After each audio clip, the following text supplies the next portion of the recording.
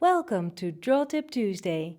Here's your weekly dose of inspiration to build a creative habit, one drawing at a time. Brought to you by Sketchbook School. Hi, welcome to Draw Tip Tuesday. This is my small watercolor set. And I'm sorry, I cannot tell you where you can buy this because this watercolor box used to belong to my grandfather. It is from Winsor & Newton, but I have never seen it in the shops. They don't make it anymore. This is from the 50s probably. So I am really happy to have this tiny box always with me. But that's not what I wanted to talk about. I wanted to talk about grays because I don't have any gray in my palette. A lot of people choose to have Paynes Gray or some kind of gray or even black. I don't have that. And in today's video, I want to show you how I actually make gray and how I use it. I like mixing my own gray because I think that way it's more vivid and every time it's a little bit different, which I like. Sometimes I want a warmer gray, sometimes a cooler gray, and it's very easy to mix them. So usually what I do to mix gray is use ultramarine blue and mix that with Van Dyke brown. Any brown really. Sometimes I also mix it with burnt umber. That makes it a little bit warmer. And sometimes instead of ultramarine blue, I use indigo if I want a darker, almost blackish gray. But really, most of the time I just mix whatever feels right. So for this gray, I use ultramarine blue and Van Dyke brown. Then I can also add a little bit of red, in this case quinacridone rose. I don't want it to become purple, but you can just make it a little bit warmer, just adding that warmer color. And here's another mix I like, using indigo and Van Dyke brown for a nice, strong, cool gray.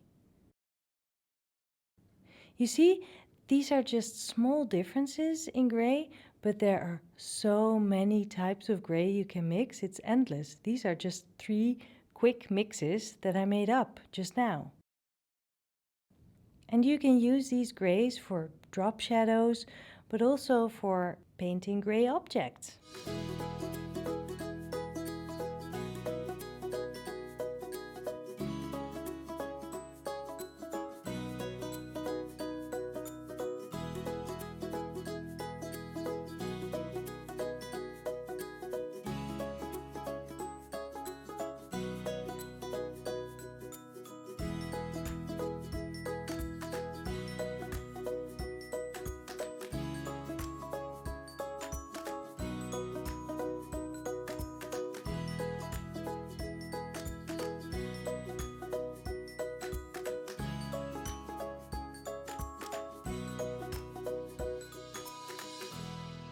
So maybe you have Paynes Gray or another kind of gray in your palette, and it's fine to use that just the way it is, just straight from the pan, nothing wrong with it.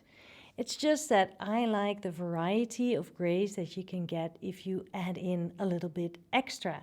So maybe with the gray that you have, you can also just drop in a little bit of blue or a little bit of red or both, and see what happens and see if you can get some great varieties of grays that change the vividness of your paintings. And if you want to create your own gray, all the shades you want, then I hope this video has been helpful. And if you want to learn more about watercolors, then you should definitely sign up for Watercolor Rules and How to Break Them. It's a new course at Sketchbook School, and you'll find it at sketchbookschool.com. Head on over there and sign up, and I'll see you next week.